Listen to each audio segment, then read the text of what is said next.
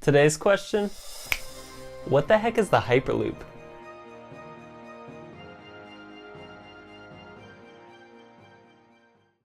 Here's the short answer. It's that tube thing that gets you from A to B really quickly. Unfortunately, most people haven't even heard of it. So here we are in the heart of Columbus, Ohio, to spread the word about tube travel. Have you ever heard of the Hyperloop?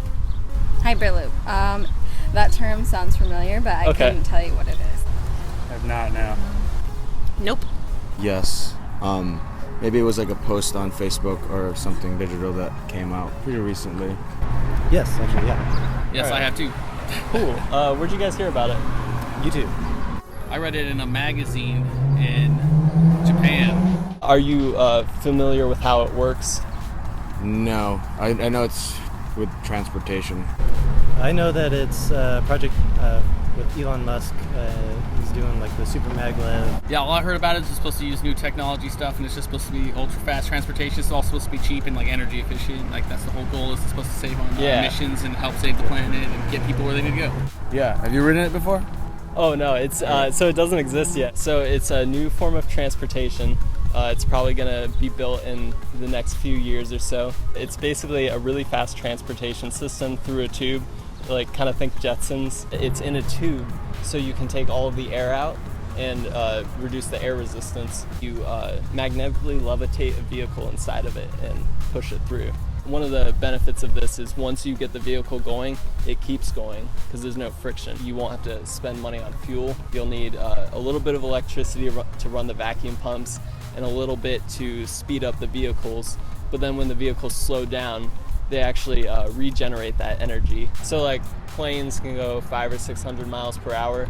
This would initially go about that, but as the technology advances, you're probably gonna see speeds in the thousands. In the far future, you could have a route going around the whole world, and maybe it would take about an hour, which is drastically different than what you would get with a plane. I mean, it sounds pretty green, like environmentally. I'm assuming that it came out for a reason and it's a little bit more advanced than what we have right now. Elon Musk is one of those kind of guys that like he likes to reach really far into the future. Yeah. And then try to pull us towards it. So that's I like his ideas. They did say by 2020 we're supposed to have flying cars, and he's trying to make stuff like that happen. So we gotta respect it. You know. Do you have any concerns about tube travel? Taxpayer dollars and things like that I could see people having an issue with, but no, I don't have any concerns with it. I think it's unrealistic. But I'm sure a lot of people thought that like flying in planes would be unrealistic too.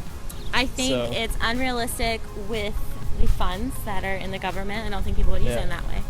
I guess I would have questions on what's the return on investment for something like that for transportation. So there's probably going to be a pretty high capital cost when you first build it. But the nice thing is because there's no friction, there's very little cost associated with electricity to power it. And then because the pods are floating, they're not contacting anything, very few moving parts.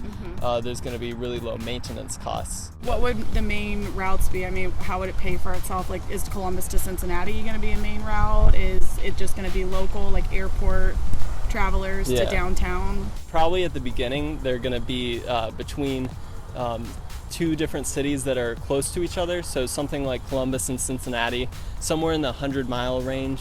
What you're looking at is you want to go far enough that you wouldn't want to drive that distance, but not far enough that you would take a plane, so that it is in that market gap. Do you have any concerns about like the speeds involved with this? Yeah, what does it do to the human body? Basically, speed has nothing to do with what you're feeling. Speed is all relative. What we feel is our accelerations. So if I jump up and down, I'm feeling that acceleration because I'm changing my velocity. Would you need a staff, like a conductor, or would it be pretty low maintenance? So it would be completely automated and backup systems to prevent any failures. In terms of safety, it would be the safest form of transportation that we have so far. Would you ride it? Yeah, I would definitely ride it. Do you think you guys would ride in it? Oh, absolutely, yeah. Just for the pure experience, yeah. Tube travel is much more likely to happen if we know what it is and if we talk about it. I strongly encourage you to tell your friends and family about this concept, and hopefully they'll tell others. Well, I think it's stupid to travel through tubes. Why would I promote that? That's okay. If you don't agree with tube travel, you should argue against it. Criticism will either strengthen the idea by pointing out its flaws, or prevent a flawed system from being built. I value this criticism far more than blind support, so if you're still skeptical about tube travel in any way, please leave a comment below and I'll try to address it in a future video. Special thanks to everyone who shared my previous video, and as always, thanks for watching, and I hope to see you next time on Tube Travel.